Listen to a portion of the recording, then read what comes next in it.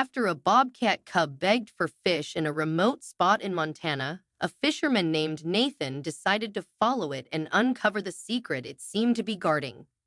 3 days later, high up in the mountains, he discovered something completely unbelievable.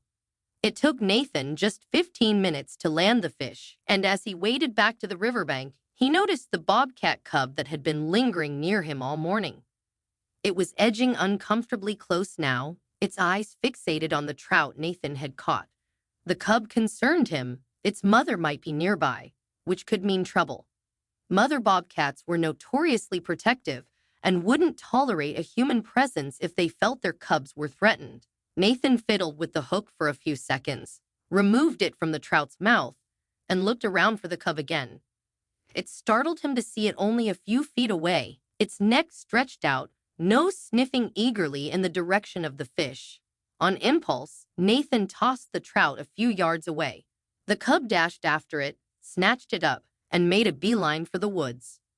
This caught Nathan by surprise. The cub had been around all morning and was clearly not shy, yet the moment it had the fish, it bolted. That was odd behavior, even for a bobcat cub. The next morning, Nathan returned to the river with a spring in his step and a song on his lips. Montana was truly a fisherman's paradise, with untouched wilderness, majestic mountains, and rivers teeming with fish. This area, part of the northern Rockies, was a haven for wildlife. There were eagles, elk, and of course bobcats. It felt like stepping back in time to a land untouched by human hands.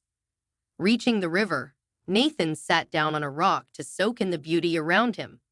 He tied his trusty fly, a classic Royal Coachman, to his line and cast it into the current. Within moments, a fish hit the fly like a freight train. Nathan's rod bent and his reel sang. This was what he lived for, the tranquility of nature and the thrill of the catch. As he brought the fish to the bank, he noticed the bobcat cub approaching again, just as it had the day before. "You're persistent, I'll give you that," Nathan muttered. The cub stared at the trout in his hands, unblinking. "What do I look like, your personal fish market?" Nathan joked. With a sigh, he tossed the trout a few yards away. The cub grabbed it and bolted for the woods, just like the day before. This time, Nathan decided to follow. He was intrigued by the cub's behavior. It was comfortable enough to approach him and take fish from his hands, but it refused to eat near the river. Any other bobcat would have devoured the fish on the spot. Something else was going on, and Nathan aimed to find out what. He managed to trail the cub into the woods. The young bobcat wasn't quiet. It crashed through the underbrush, leaped over logs, and kept a brisk pace. Following 50 yards behind, Nathan was already struggling. What came naturally to the cub took a toll on his 40-year-old body.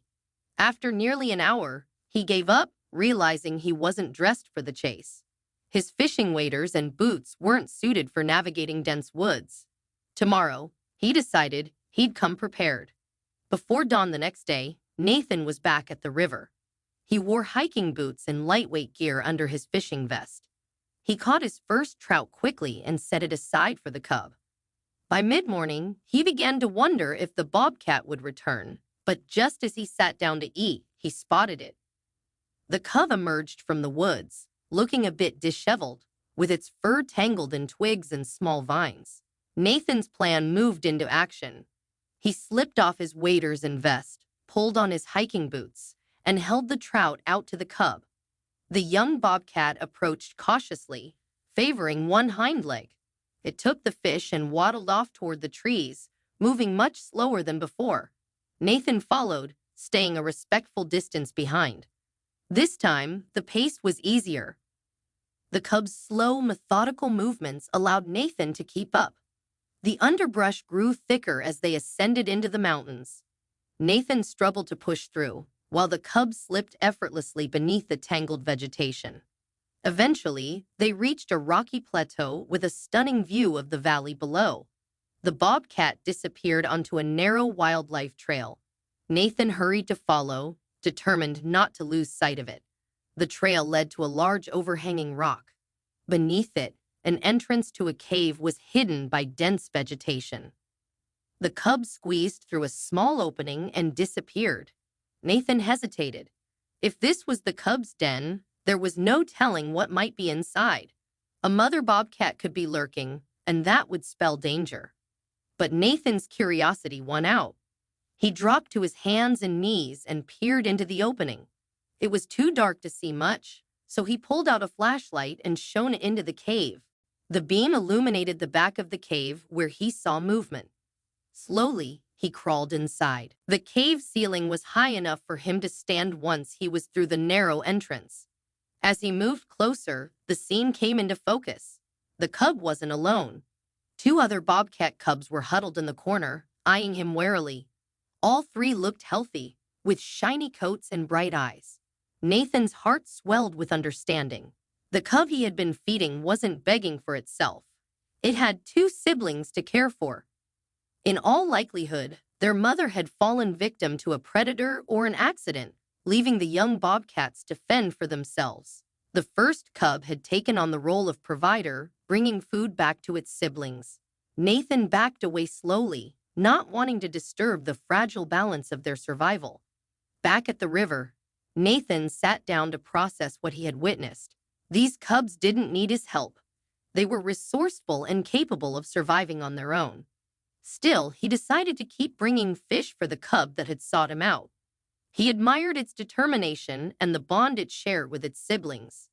Every day, Nathan returned to the river, and every day the cub came for its fish.